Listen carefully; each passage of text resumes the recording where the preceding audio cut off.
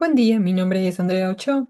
Soy estudiante de la Cátedra de Imaginología 2, impartida por el doctor Jorge Castillo en la Universidad de Cuenca, y el día de hoy voy a hablar de la enfermedad del espacio aéreo, neumonías y atelectasias.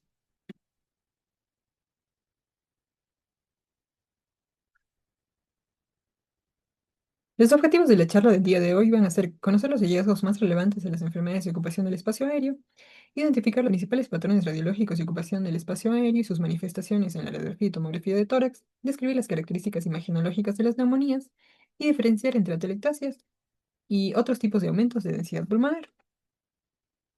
Este es el índice y vamos a comenzar con las enfermedades de ocupación del espacio aéreo. Para conocer las enfermedades de ocupación del espacio aéreo, primero tenemos que recordar qué es el espacio aéreo. El espacio aéreo anatómicamente se corresponde al asino respiratorio y es este segmento distal de la vía respiratoria que se encarga del intercambio de gases, del oxígeno y el CO2. Entonces, el asino pulmonar se compone de tres cosas básicas, que son el bronquiolo respiratorio, el conducto alveolar y el saco alveolar, em, que están identificados en esta imagen con la letra B, C y D respectivamente. Y también existen otras estructuras como lo que son los canales, los poros de Kohn y los canales de Lambert. Los poros de Kohn conectan alveolo con alveolo y los canales de Lambert conectan el bronquiolo respiratorio con el saco alveolar. Están identificados con la letra E, los poros de Kohn, y con la letra F, los canales de Lambert. ¿Y por qué es importante conocerlos? Porque a través de estos poros de Kohn y de canales de Lambert puede existir diseminación del contenido que tengan los alvéolos, por ejemplo, pus. Entonces, como ya les mencioné, el espacio aéreo es este segmento distal de la vía respiratoria que se encarga del intercambio de gases, que anatómicamente se corresponde con el asino pulmonar. Y a su vez, la unidad funcional más pequeña del pulmón es el lóbulo pulmonar secundario. El lóbulo pulmonar secundario está compuesto por 3 a 24 sinos, en un promedio de 12 sinos, y que normalmente no se visualizan las imágenes en los estudios imagenológicos, pero cuando hay patología sí se va a visualizar. Entonces, también es importante que nosotros conozcamos cuál es el diferencial básico que nos permite distinguir un colapso pulmonar de otros aumentos de la densidad. Y pues esta es la disminución del volumen del pulmón, característico del colapso pulmonar o también denominado atelectasia. Listo. Ahora, ¿cómo llamamos a la ocupación del espacio aéreo por cualquier otra sustancia? Consolidación. ¿Y por qué otra sustancia se puede ocupar? Pues por varias, sinceramente por varias. Ya sea esta sustancia agua, ya sea sangre, ya sea células, ya sea pus, como en las neumonías. Y se caracteriza por presentarse como un patrón alveolar, con un aumento de la densidad o radiopacidad, con vasos pulmonares irreconocibles y con la presencia de broncograma aéreo. Ahora, los signos radiológicos que va a presentar en la radiología simple son nódulos acinares, opacidades coalescentes, opacidades difusas, borramiento de vasos pulmonares, broncograma aéreo, límite pleural y un volumen del pulmón conservado o aumentado, a diferencia de la telectasia. Vamos a ir desglosando todos estos signos radiológicos. Primero, los nódulos acinares. Estos nódulos acinares suelen ser el signo más precoz y van a medir de 6 a 8 milímetros. Y la característica que los diferencia de otros tipos de nódulos es sus contornos mal definidos, de aspecto algodonoso, en otras bibliografías también denominado aspecto nuboso. También tenemos las opacidades coalescentes, que no son más que la unión de varios nódulos acinares, que forman opacidades mucho más grandes, pero que siguen manteniendo la característica de tener contornos mal definidos. Y en cuanto a lo que son las opacidades difusas, ya son opacidades o consolidaciones más amplias, pero que siguen manteniendo esta característica de contornos imprecisos. También está el borramiento de los vasos pulmonares. ¿Esto por qué se da? Bien, el espacio aéreo, como su nombre lo dice, normalmente tiene aire. Y los vasos pulmonares tienen una densidad distinta. Entonces, este espacio aéreo, por ejemplo, si se ocupa por lo que es líquidos, va a tener la misma densidad que los vasos sanguíneos y por ende van a ser indiferenciables. ¿Ya? También está la presencia de broncograma aéreo. Este broncograma aéreo se presenta porque la consolidación o este aumento de la densidad va a provocar un mayor contraste que nos va a permitir visualizar los bronquios más allá de las ramas de cuarto o quinto orden, que son las que normalmente se alcanzan a visualizar. Y el límite pleural. Bien, nosotros sabemos que en los pulmones tienen cisuras que los separan en lóbulos. En cuanto al pulmón derecho, tenemos la cisura menor u horizontal y la cisura mayor u oblicua, mientras que en el pulmón izquierdo tenemos solo la cisura mayor u oblicua. Entonces, estas cisuras separan lóbulos y al fin y al cabo son pleuras. Entonces, estas cisuras, cuando son completas, son como una barrera para que lo que sea que esté causando la consolidación pase de un lóbulo pulmonar al siguiente. Sin embargo, es frecuente que existan personas que no tengan estas cisuras completas o que tengan cisuras incompletas, es decir, que no lleguen a separar todo un lóbulo pulmonar y por ende que no se cumpla este signo radiológico del límite pleural. Y también podemos tener el volumen pulmonar aumentado o conservado, a diferencia de la telectasia. ¿Por qué aumenta? El volumen pulmonar aumenta porque, como ya lo mencioné, en el espacio aéreo se va a acumular, ya sea líquido, ya sea células, ya sea pus.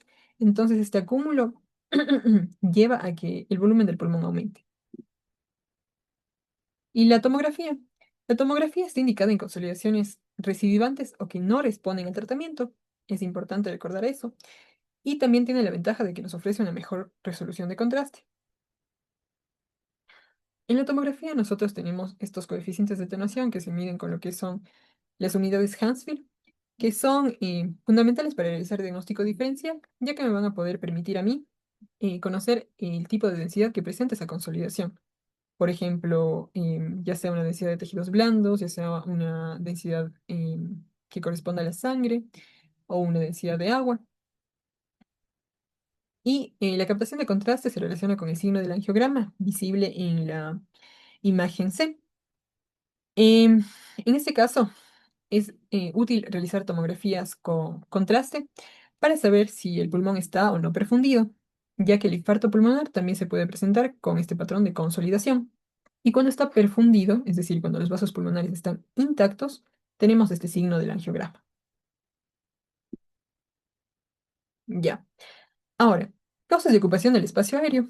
Las causas de ocupación del espacio aéreo son varias, como ya lo había mencionado. Entonces, puede ser agua, puede ser pus, puede ser sangre, puede ser células. Agua, ¿en qué casos? Puede ser por aumento de la presión hidrostática en una insuficiencia cardíaca congestiva o en una sobrecarga de volumen, o por aumento de la permeabilidad capilar, como en el síndrome de distrés respiratorio agudo. Puede ser por pus, en neumonías, por infecciones piógenas o por micobacterias y hongos. También puede ser ocupación de este espacio aéreo por sangre, como en una hemorragia o como en un traumatismo. Y también puede estar ocupado este espacio aéreo por células, como en un carcinoma broncoalveolar, en un adenocarcinoma, en un linfoma. Y otras causas son la proteinosis alveolar y los broncoaspirados. Ya. Entonces, el aire se sustituye por múltiples sustancias, como ya vimos, y a su vez la clasificación se puede clasificar, la consolidación, perdón, se puede clasificar según la sustancia y según la morfología. Según la sustancia, como lo acabo de mencionar, y según la morfología a continuación. Entonces, tenemos consolidaciones que son redondeadas o también denominadas neumonías redondas. Esto es más frecuente en niños y en niños es característico de las fases iniciales de infección por Streptococcus pneumoniae. Y en adultos es más raro o poco usual que se presente. Y siempre en adultos se puede llegar a confundir con un carcinoma también. Entonces hay que tener cuidado con eso. Y esos son algunos gérmenes que se presentan o que pueden llegar a presentarse como una neumonía redonda. Entre ellos Streptococcus pneumoniae, Klebsiella, Staphylococcus y sobre todo recordar Streptococcus pneumoniae en niños. En cuanto a la consolidación lobular, como había mencionado antes, Estos lóbulos pulmonares secundarios, pues, son unidades, la unidad funcional más pequeña de, del pulmón. Y consolidación lobular hace referencia a que estas consolidaciones se van a limitar a lo que son los centros de esos lóbulos pulmonares secundarios, midiendo de 10 a 25 milímetros y respetando las zonas periféricas. Y se pueden dar en neumonías por Staphylococcus aureus, Pseudomonas, pero también son característicos de la hemorragia pulmonar, que se presenta de esta manera en la radiografía, en la tomografía, perdón, como estas opacidades mal definidas.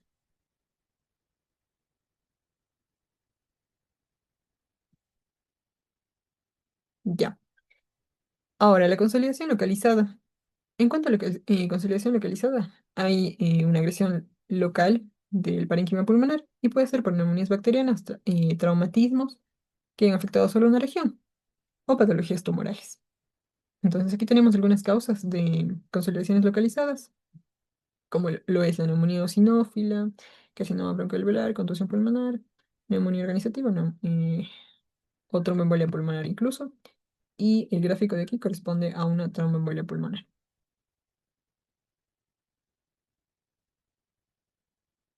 En cuanto a las consolidaciones difusas, bien, las consolidaciones difusas pueden ser agudas o crónicas. Las consolidaciones difusas agudas pueden ser por bronco aspirado, por edema de pulmón, por síndrome de distrés respiratorio agudo. Las consolidaciones difusas pueden ser por carcinoma broncoalveolar, por adenocarcinoma, linfoma, sarcoidosis o proteinosis alveolar. Y como vemos aquí, son consolidaciones que no se limitan, por ejemplo, a un lóbulo o a un segmento del pulmón, sino más bien son consolidaciones que se encuentran, como vemos en la radiografía, de manera difusa, mal delimitadas, con bordes mal definidos, y de este aspecto como irregular o algodonoso. Ya. Y en cuanto a la consolidación central, sobre todo alrededor de los ilios, es característica del edema pulmonar cardiogénico. Ya. Y bueno, esta es una radiografía de tórax en donde podemos visualizar estas consolidaciones centrales.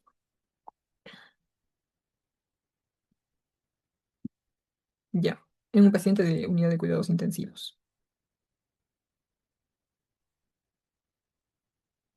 Y tenemos estas consolidaciones periféricas también. Estas consolidaciones periféricas suelen ser, como su nombre lo dice, al revés de las consolidaciones que están a nivel de los cilios. Estas consolidaciones pueden ser de localización subpleural y es característica esta consolidación periférica de la neumonía eosinófila, como tenemos este caso de aquí.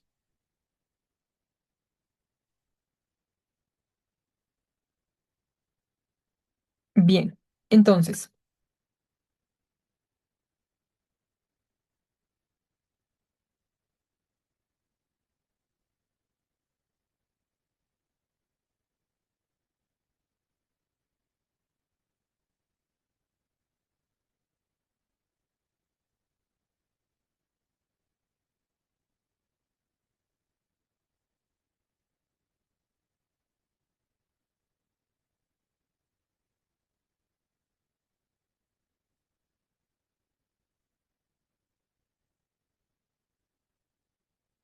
vamos a continuar con neumonías. Como ya vimos antes, las neumonías son un tipo de consolidación o son una de las causas de consolidaciones o de enfermedades del espacio aéreo, de ocupación del espacio aéreo. Entonces, si bien la neumonía es un diagnóstico clínico, hay ciertos patrones en la radiografía o en los estudios imaginológicos que nos pueden orientar o sugerir em, ciertos, ciertos microorganismos, pero en sí esto necesita estudios bacteriológicos aparte. ¿Ya? Entonces, las infecciones pulmonares. En cuanto a los métodos de estudio no invasivos, la radiografía de tórax es el estudio más usado y nos permite realizar una confirmación del diagnóstico, porque el diagnóstico, como ya les mencioné, de las infecciones pulmonares es un diagnóstico clínico. Y bueno, como sabemos, la neumonía cursa con tos, con expectoración, con dificultad para respirar, incluso a veces con esputo rumbroso, fiebre, entre otras características. Y hay también procesos no infecciosos que pueden simular eh, infecciones pulmonares o neumonía. Entonces, ante una sospecha clínica de un paciente con neumonía, yo voy a realizar una RX estándar de tórax, que se compone de lo que es la proyección anterior y la proyección lateral. Y esta me permite identificar hallazgos radiológicos compatibles con neumonía, monitorizar la respuesta al tratamiento, valorar la extensión, complicaciones asociadas y guiar procedimientos diagnósticos o terapéuticos.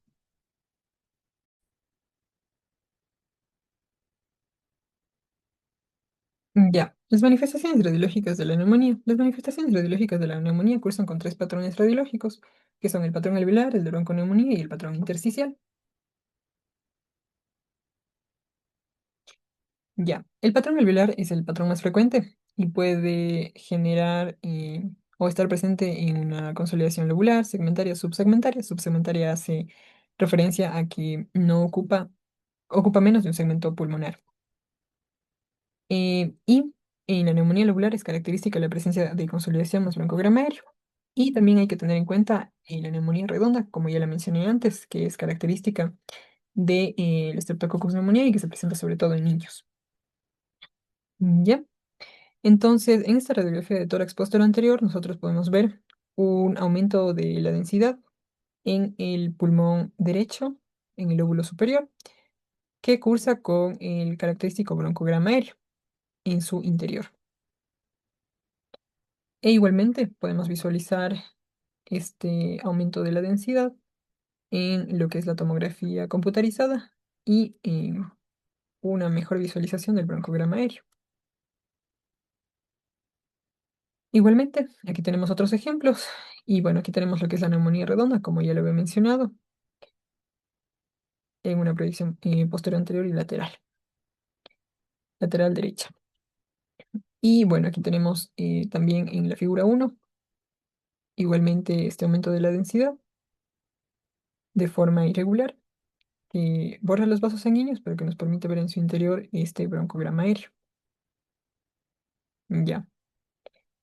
Ahora, también hay un patrón de bronconeumonía que consta en el engrosamiento de los ejes broncovasculares. ¿Qué son los ejes broncovasculares? Pues los ejes broncovasculares son estas estructuras que ingresan a través del hilo pulmonar, que vendrían a ser los bronquios, los vasos sanguíneos y los vasos linfáticos también. Entonces, va a ser, este patrón de bronconeumonía va a constar de un engrosamiento de estos ejes broncovasculares, más la presencia de nódulos mal definidos. Y estos nódulos mal definidos llegan a coalescer y cuando coalescen forman consolidaciones con el típico patrón alveolar. Entonces ya en la fase de consolidación de estos nódulos mal definidos, pues ya es indistinguible diferenciar un patrón de bronconeumonía de un patrón alveolar. Y las causas más comunes de patrón de bronconeumonía son la aspiración de contenido orofaringio gástrico. Y los gérmenes implicados son gérmenes anaerobios, Staphylococcus aureus y Legionella pneumoniae. Y bueno, aquí podemos ver este engrosamiento de los ejes broncovasculares que normalmente tendrían que ser solo como unos signos de mayor que menor que, pero están bastante engrosados y también hay la presencia de lo que son ya coalescencias, bueno, en algunas zonas hay unos nódulos mal definidos y también hay ya coalescencias de estos nódulos. En cuanto al patrón intersticial, el patrón intersticial se caracteriza por ser un patrón lineal, un patrón reticular o retículo nodular. El patrón retículo nodular ya es por la suma como tal de esos patrones lineales y también se caracteriza por el borramiento broncovascular. Y estos patrones intersticiales son típicos de neumonías por causas virales y bacterianas atípicas, como Mycoplasma pneumoniae y Chlamydia pneumoniae. Ahora, en la TACAR o tomografía computarizada de alta resolución que vamos a visualizar. Entonces, en la TACAR vamos a tener distintas manifestaciones igualmente. Se pueden manifestar como nódulos acinares igualmente de 6 a 8 milímetros o como áreas centrolobulares de condensación peribronquial, ¿ya?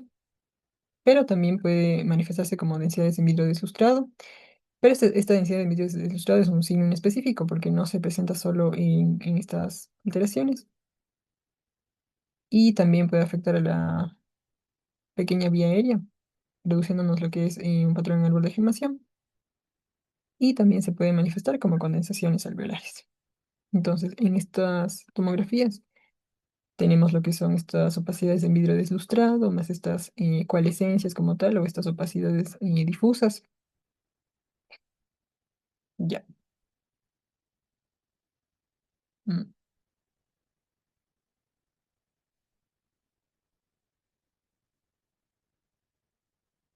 Ahora, tipos de infección pulmonar. El diagnóstico como tal, como ya dijimos, de las neumonías y de la infección pulmonar, y mucho menos de sus tipos, no es a través de la radiografía, sino es con técnicas bacteriológicas. Pero en ocasiones el contexto clínico más los hallazgos radiológicos nos permiten sugerir el tipo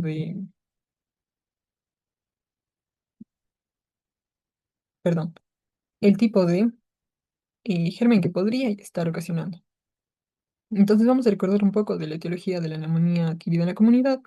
En personas sanas, lo más común es el Streptococcus pneumoniae, mientras que en personas que ya tienen comorbilidades van a ser los organismos gram negativos y también Staphylococcus aureus y Streptococcus pneumoniae. Y la etiología de la neumonía nosocomial es, bueno, los gérmenes más frecuentes van a ser gram negativos y también estafilococos. Y estos tienen una característica particular, que frecuentemente presentan cavitación. Y al hallazgo radiológico van a ser una bronconeumonía multifocal.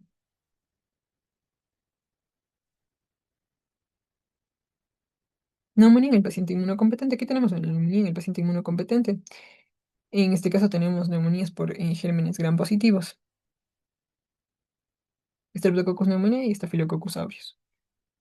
El Streptococcus pneumoniae es la causa más frecuente de neumonía lobular, como vemos en esta radiografía de tórax, una opacidad eh, bastante delimitada en el lóbulo superior y, bueno, que cursa igualmente con broncograma aéreo. Y en esta otra radiografía póster anterior de tórax tenemos una neumonía por Staphylococcus aureus, que ya suele estar asociado también a neumatocele.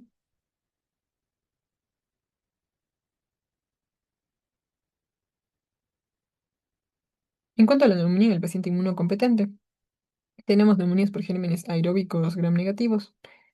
Tenemos la neumonía por Haemophilus influenzae o Klebsiella pneumoniae, ¿ya? Y bueno, la de Haemophilus influenzae tiene una afectación multilobular con condensaciones ya sea lobulares o segmentarias, mientras que la Klebsiella pneumoniae también suele cursar con consolidación lobular homogénea y presencia del grama aéreo. Y también es común en la Klebsiella pneumoniae la necrosis y la cavitación de estas consolidaciones, como lo podemos visualizar en lo que es la tomografía computarizada.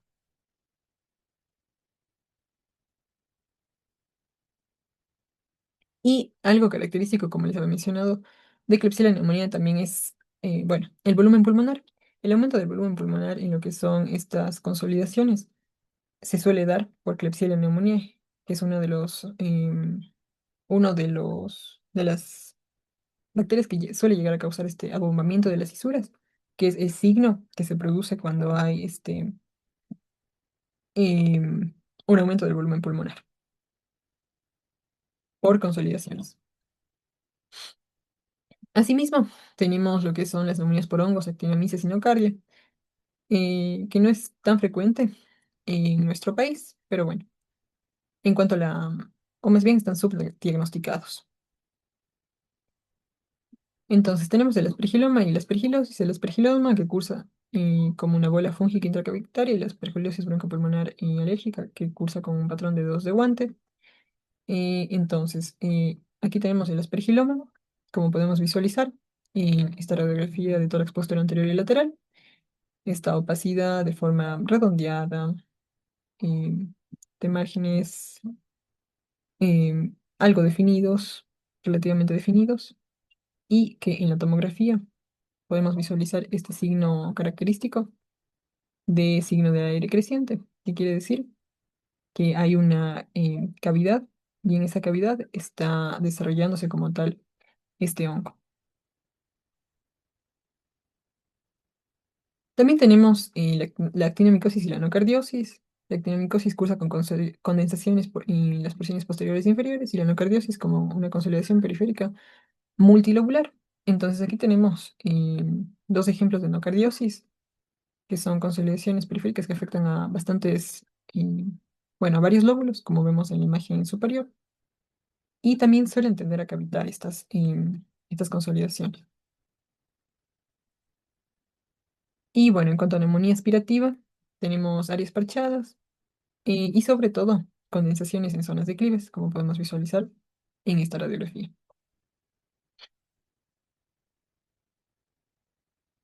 Ahora, la neumonía del paciente inmunodeprimido SIDA. Tenemos algunas neumonías bacterianas que pueden igualmente afectar a los pacientes inmunodeprimidos con SIDA y las características son la condensación de tipo lobular y condensaciones pulmonares múltiples de espectro parchado. Y también en otras, bueno, en enfermedades biógenas nos pueden generar un patrón de árbol de gemación, que es lo que vemos en la tomografía computarizada, que son como estas excrescencias que van hacia la periferia, como si fuera un árbol con ramas.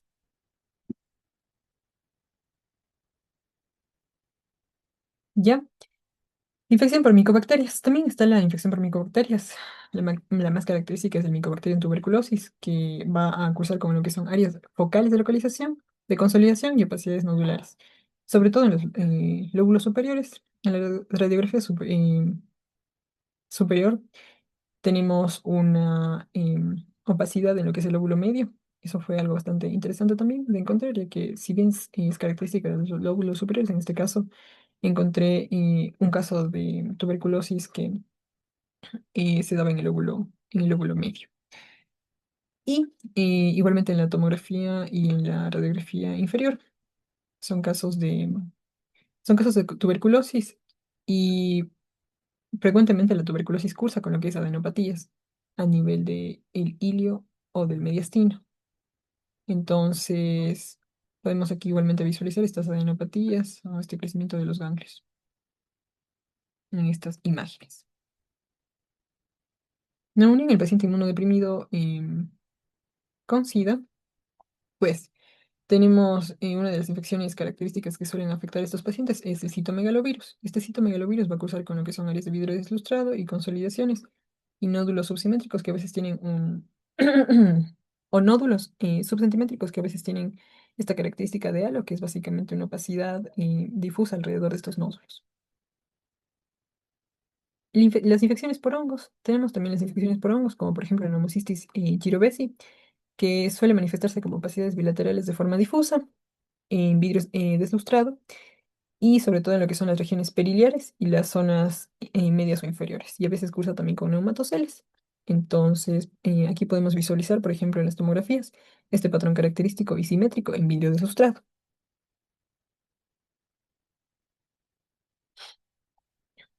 Y aquí tenemos igualmente otro caso de Pneumocystis jirovecii.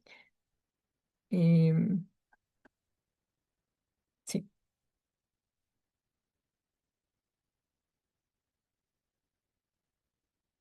También tenemos igualmente en los pacientes inmunodeprimidos o inmunocomprometidos, pero que no tengan SIDA, las neumonías bacterianas, que como ya vimos son condensaciones bilaterales difusas, son una manera de presentarse, y también la neumonía fúngica por Pneumocystis jirovecii o por aspergilosis invasiva. Igualmente, la aspergilosis invasiva cursa de varias formas en realidad, puede ser un nódulo o también puede ser una masa rodeada de un halo en vidrio deslustrado, como podemos visualizarlo ahí.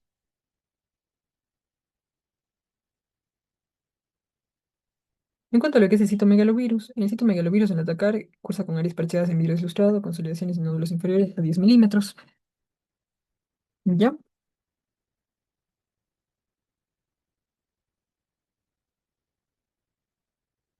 Entonces aquí podemos visualizar en la tomografía computarizada estas áreas en vidrio ilustrado y, y algunos nódulos también. Y vamos a continuar con lo que son atelectasias. Las atelectasias forman parte de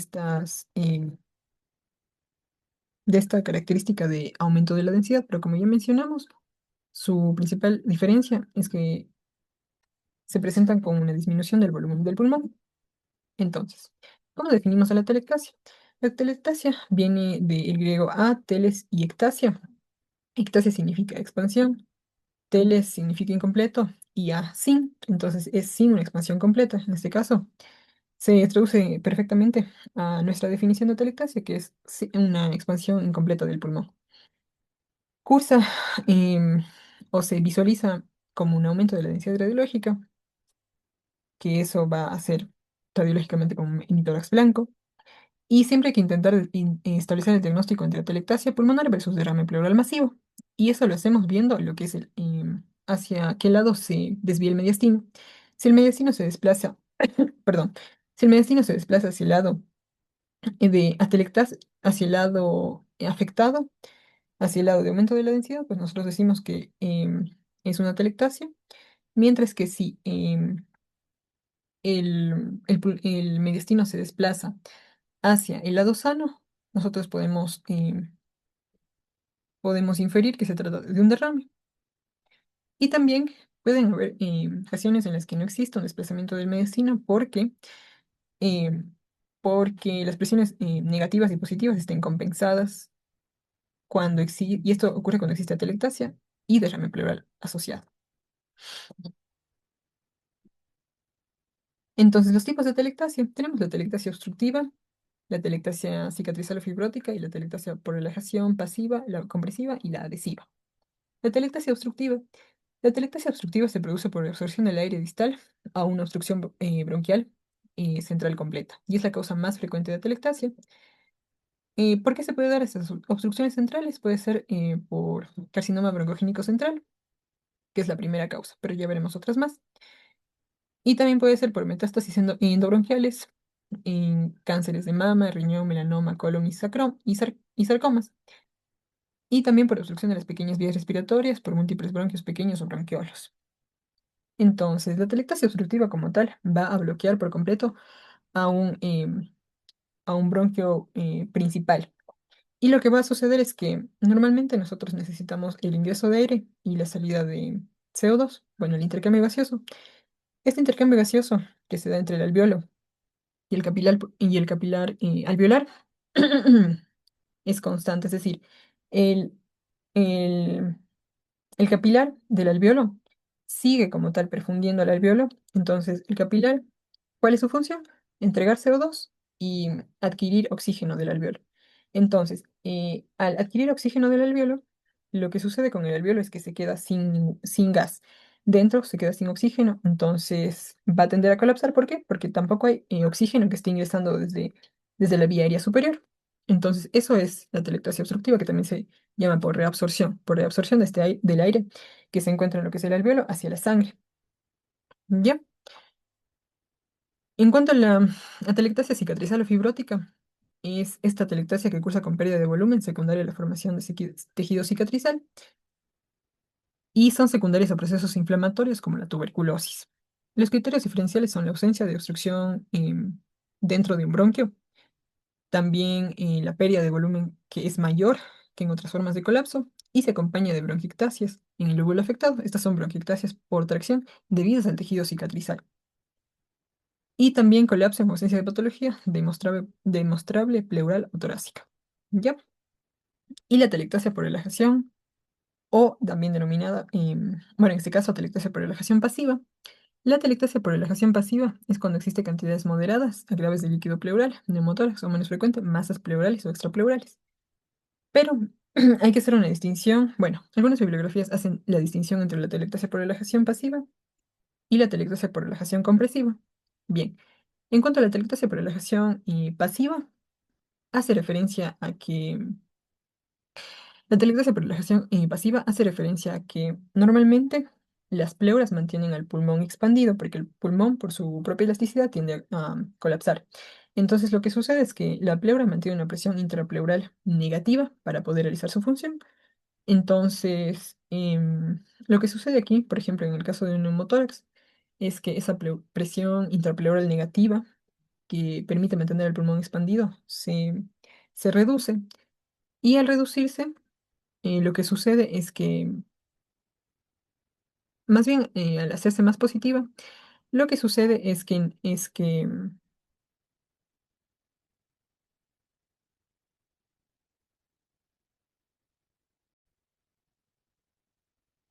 bueno, entonces esa presión, por ejemplo, al haber aire dentro de la pleura, se hace más positiva e impide que siga cumpliendo como tal la función de expansibilidad del pulmón. Y el pulmón tiende a retraerse por su propia elasticidad.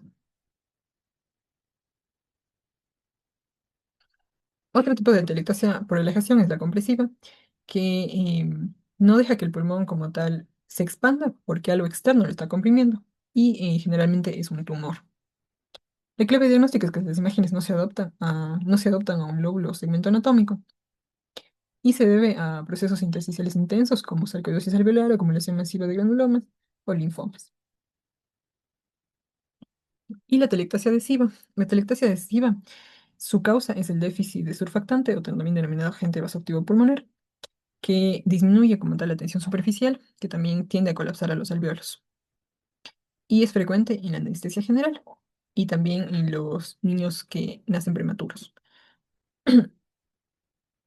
Los tipos de atelectasia pulmonar, como ya les mencioné, tenemos la obstructiva o reabsortiva, y la causa más común es el carcinoma broncogénico, pero también se puede dar por cuerpos extraños, tapones mucosos, etc.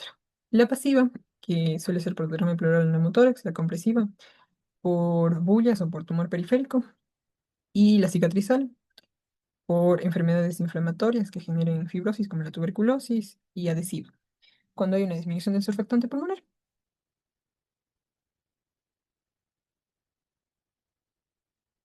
Entonces, tenemos algunos signos radiológicos y de atelectasia pulmonar, que son signos directos o indirectos de colapso. Los signos directos del colapso son tres: los signos broncovasculares, el desplazamiento cisural y la pérdida de aireación o consolidación. Entonces, ¿qué son los signos broncovasculares? Los signos broncovasculares hacen referencia a que los bronquios y los vasos se van a agrupar. El desplazamiento de lacisura se va a desplazar hacia el lóbulo atelectásico y la consolidación, que no es más que el aumento, en este caso son en referencia al aumento de la densidad. Y los signos indirectos del colapso, ¿cuáles van a ser? La elevación unilateral del diafragma, la desviación de la tráquea y el desplazamiento del corazón, que juntos podrían considerarse como desviación del mediastino, ¿no? O de partes del mediastino. Pero en general se desvía como tal el mediastino hacia el lado afectado y sobre todo,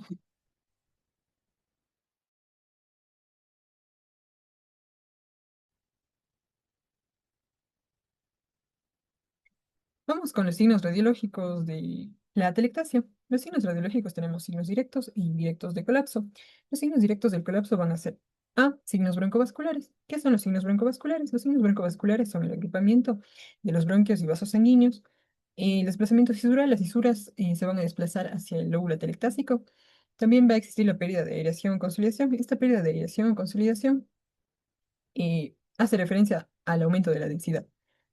Y los signos indirectos del colapso van a ser elevación del diafragma, en el cual el pulmón esté colapsado, ya sea el derecho o el izquierdo, desviación de la tráquea y también desplazamiento del corazón hacia el lado telectásico, estrechamiento de los espacios intercostales, desplazamiento del hilio. El hilio se va a desplazar hacia arriba o hacia abajo, depende si la telectasia es del lóbulo superior o es de un lóbulo inferior.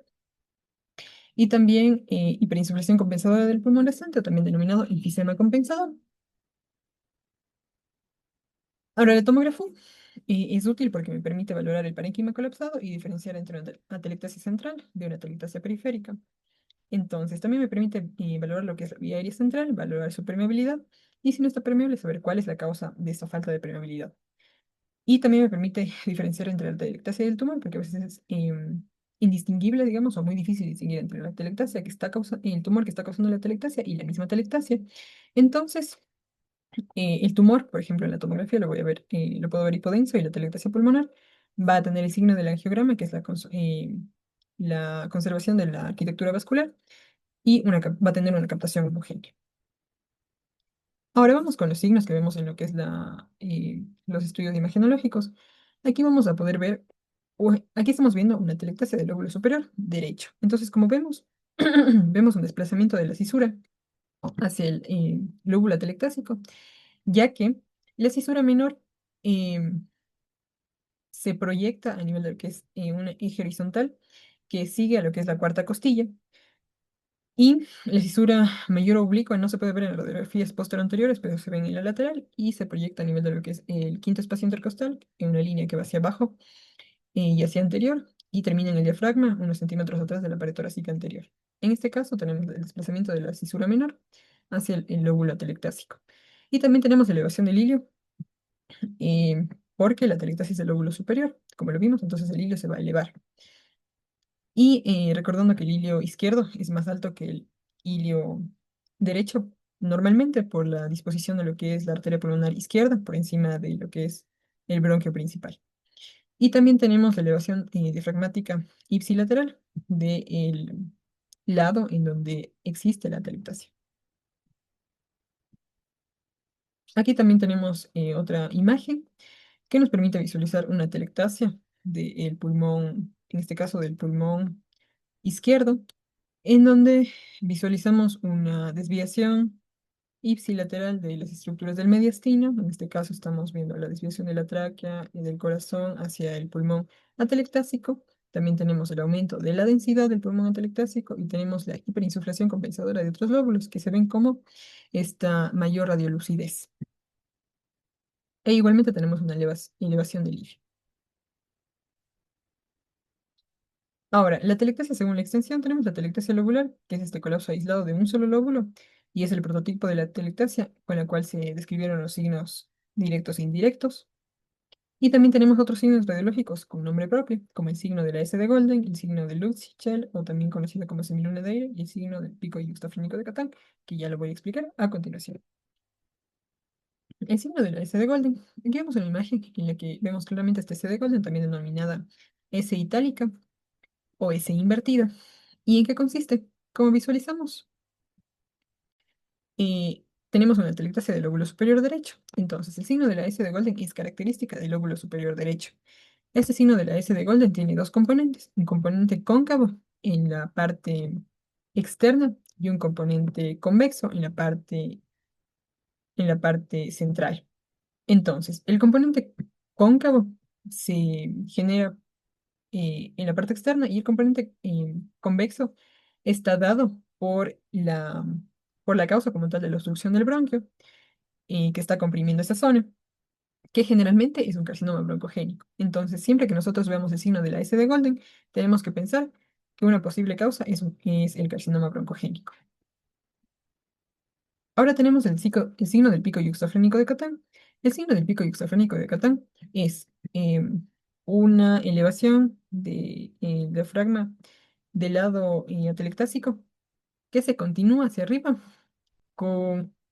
es una elevación en pico, como lo vemos aquí, y se continúa hacia arriba con una delgada línea vertical perpendicular.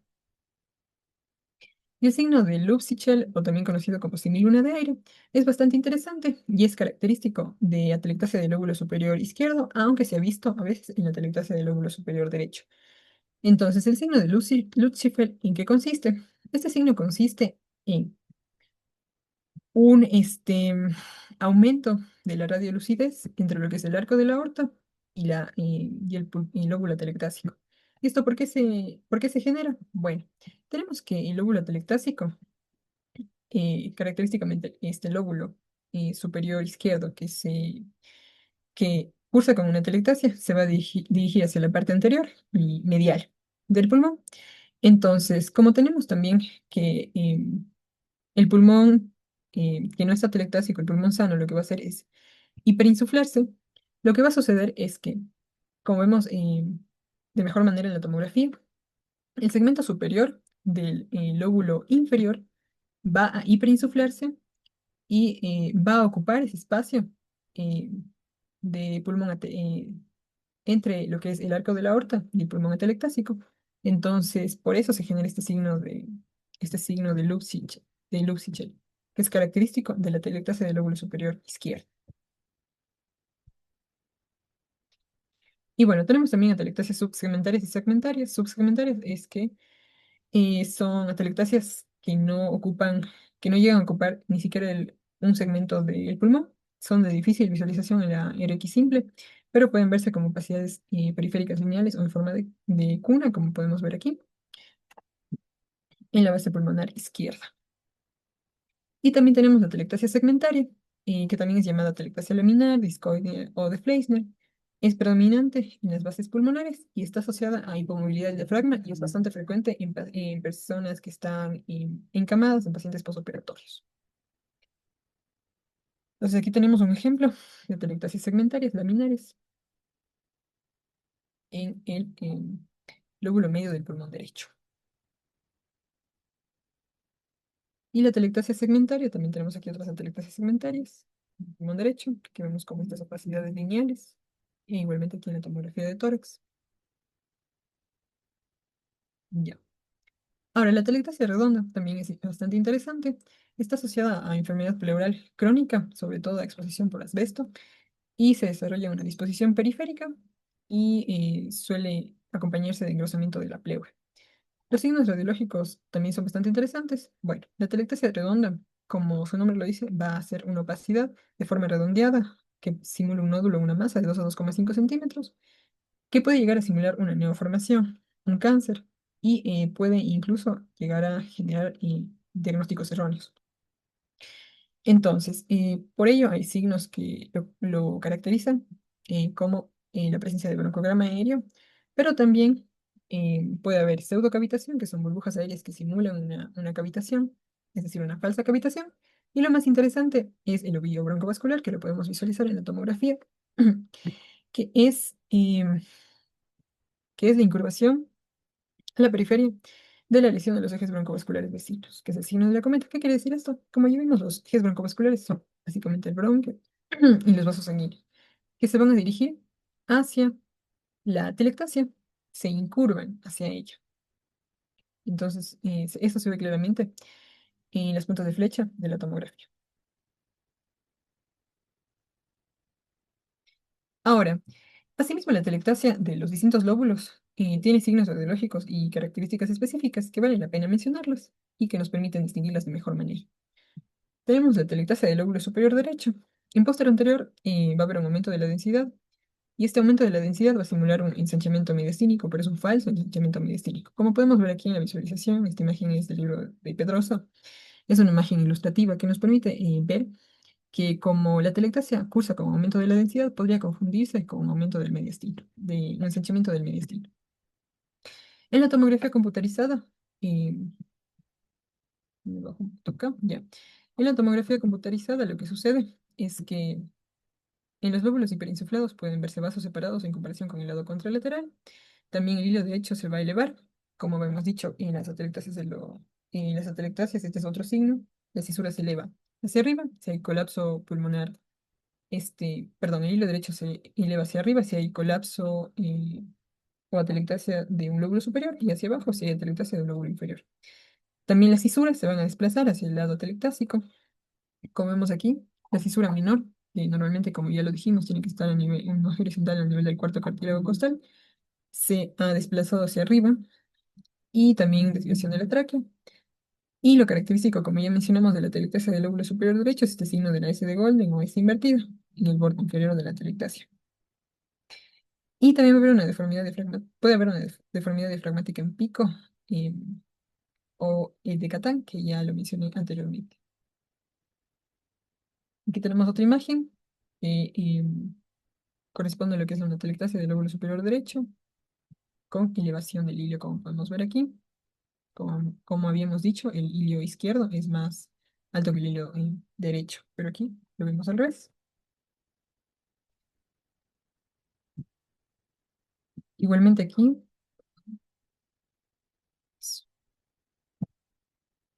ya, igualmente aquí podemos ver una atelectasia del lóbulo superior derecho con los signos ya antes mencionados. Igualmente en estas reconstrucciones eh, bueno, en este corte axial, de tomografía computarizada y en esta reconstrucción, bueno, en este MPR coronal.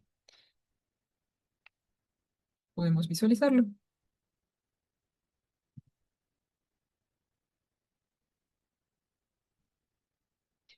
Ahora, la atelectasia del lóbulo medio. ¿Qué sucede en la atelectasia del lóbulo medio? En la RX posterior anterior va a haber una área de mayor densidad que borra el borde cardíaco derecho o reduce su definición, como podemos ver en las imágenes igualmente ilustrativas del texto de Pedroso, en esta zona de aquí. ¿Ya? Y cuanto mayor es el colapso, es más difícil de visualizar, puesto que este tiene que esconderse hacia el mediastino. ¿Ya? En la RX lateral también va a haber una sombra triangular densa que está limitada por las dos fisuras y se van a retraer una hacia la otra. Como podemos visualizar igualmente aquí, vemos que la cisura mayor, que como les decía, tiene que estar a nivel, tiene que ser una línea a nivel que se delimita entre lo que es el quinto cartílago, en la quinta vértebra torácica y lo que sería en un plano que se dirige hacia abajo y hacia anterior, quedando unos centímetros detrás de la pared torácica anterior. Esa sería la ubicación normal de la cisura mayor o oblicua. Sin embargo, aquí se está retrayendo hacia arriba e igualmente la cisura menor se está retrayendo hacia abajo.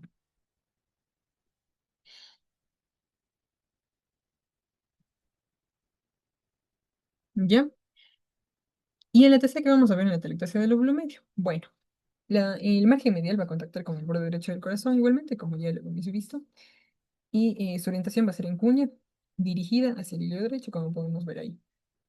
Y la base se localiza hacia la periferia y la punta hacia el hilo derecho. ¿Ya?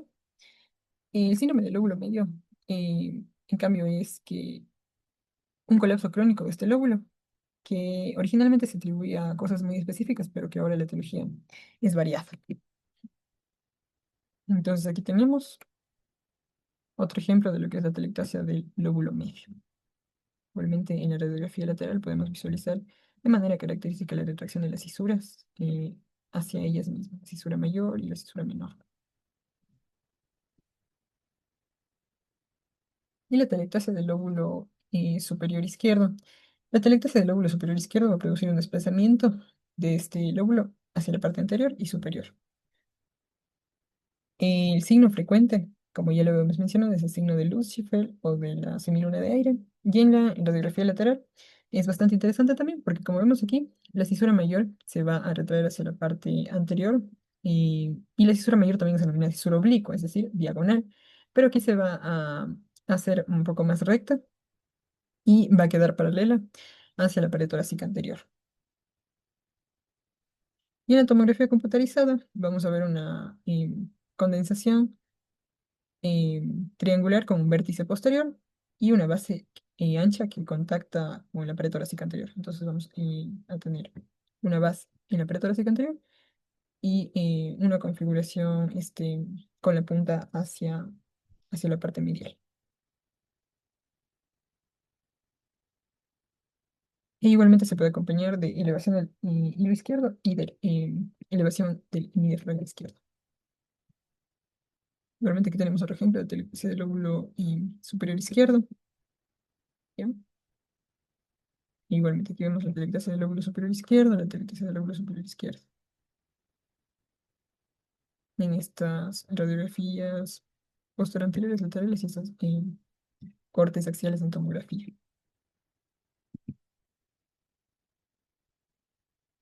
Igualmente aquí vemos este signo de la cisura mayor que se retrae y se verticaliza para quedar casi paralela hacia la pared torácica anterior.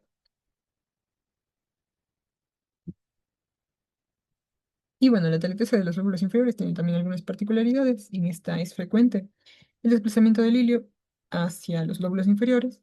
También es frecuente que se borre el diafragma y que el mismo se eleve.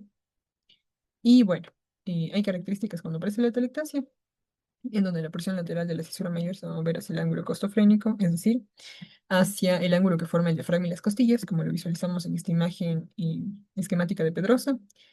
Y cuando avanza, igualmente en esta proyección posterior, anterior, vamos a visualizar una sombra que va a tener una base en el diafragma y el vértice en el hilio pulmonar. En este caso podemos visualizarlo en el hilio pulmonar izquierdo, derecho, perdón.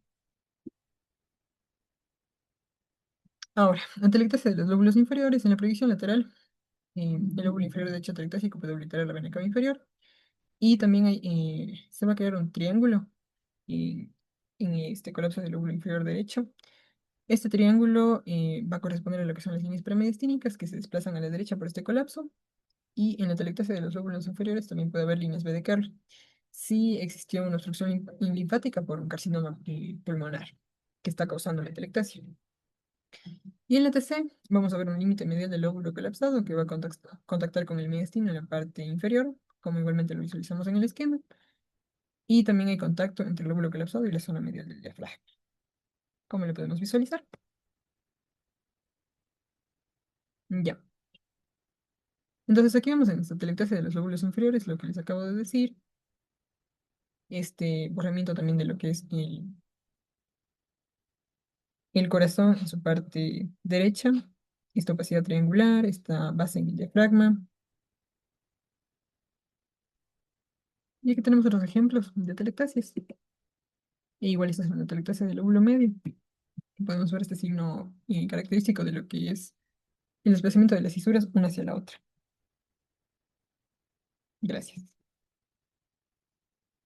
Eso sería todo. Muchas gracias.